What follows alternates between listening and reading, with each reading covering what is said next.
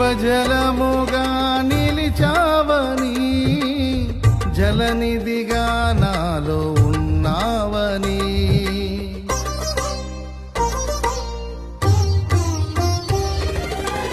జనులకు దీవెనగా మార్చావని,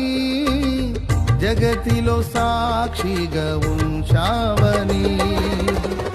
ఉత్సాహగానమునే పాడనా, ఉత్సాహగానమునే పాడనా, ఏదైనా నీ కొరకు చేసేందుకు ఇచ్చితివి బలమైన నీ శక్తిని, ఏదైనా నీ కొరకు చేసేందుకు ఇచ్చితివి బలమైన